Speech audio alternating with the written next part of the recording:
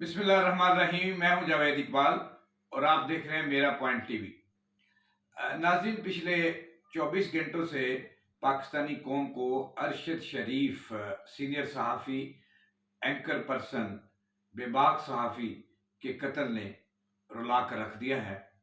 घर घर सोग है इस नौजवान सहाफ़ी का और ये केस उलझता जा रहा है कि कोई कुछ कह रहा है, कोई कुछ कह रहा है।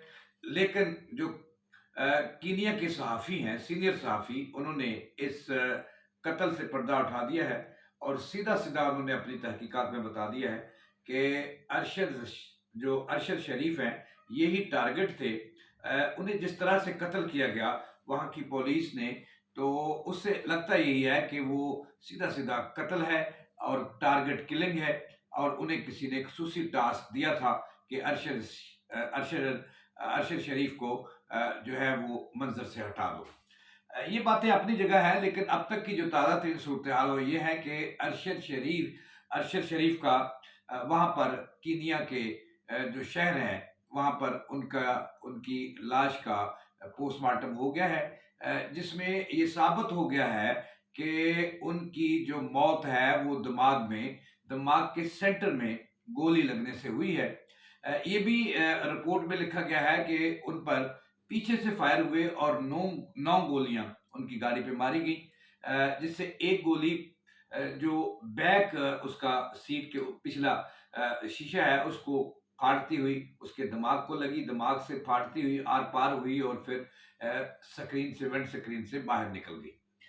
ये तो चीज़ें हैं कि ये साबित हो गया कि ये टारगेट किलिंग थी और सिर्फ उनको मारना ही मकसद था, क्योंकि दुनिया का रूल्स हैं, कवानीन है, अखलाकियात है, पुलिस को एसओपी सिखाए जाते हैं। अगर अरशद शरीफ टारगेट ना होते तो वहाँ की पुलिस जो है वो उनके गाड़ी के टायर ब्रस्ट करती और या फिर ड्राइवर को गोली मारती, लेकिन सीधी गोली उसको लगी। ये तो साबित हो गया। अब पाकिस्तान में जो सूरत हाल है वो ये है कि इमरान खान उनके घर गए, शेख रशीद उनके घर गए, उनकी वालदा से मिले और उन्होंने अदालती तहकीकात का जो है ये मुतालबा भी किया, जिस पर इस्लामाबाद हाई कोर्ट ने 2 रुकनी टीम जो है, एक सेक्रेटरी दाखिला और सेक्रेटरी खारजा की सरबराही में मुकर्रर कर दिया है कि वो इसकी तहकीकात करें।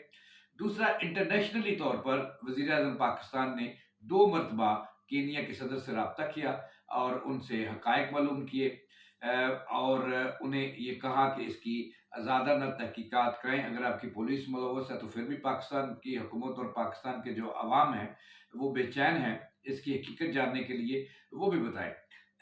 ये सूरत हाल थी अब तक की और इसके बाद के जो हालात हैं ये बताया जा रहा है कि जो पाकिस्तान का सफारतखाना है कीनिया में मौजूद है, उसने इस बात की तस्दीक की है कि उनका पोस्टमार्टम हो गया है और रिपोर्ट आना बाकी है। इब्तदाई जो रिपोर्ट है उसमें एक बुलेट जो है वो उनके दिमाग में लगी और वही उनकी मौत का बायस बनी। इसके बाद ये भी बहुत से सवालिया निशान हैं कि उनकी जो डेड बॉडी है वो जाए वकुआ से 80 और 78 किलोमीटर के दरमियान दूर मिली। वहाँ वहाँ तक कौन ले गया, ये भी एक बहुत बड़ा सवाल है कि वहाँ से उसके जो मौके से शवायद गैब करने के लिए ऐसा किया गया और इसके पीछे कहानी क्या थी, कौन थे मारने वाले, उनका क्या हसूल था, इसको मारना क्या हसूल था। और ये भी बहुत सारे सवाल हैं कि दुबई गए, दुबई से शेख रशीद साहब ने दावा किया कि उन्हें तंग किया गया और अरसा या तंग किया, वहाँ से निकलने पे मजबूर किया और फिर लंदन उनके पास वीज़ा नहीं था और वहाँ से फिर वो लग ये रहा है कि वो किसी टारगेट पर थे और कोई टारगेट अचीव करना चाहते थे। किसी सोर्स के पीछे कोई सोर्स उन्हें ले जा रहा था केनिया में, जहाँ पे उनकी मौत हुई और नैरोबी के करीब उन्हें निशाना बनाया गया।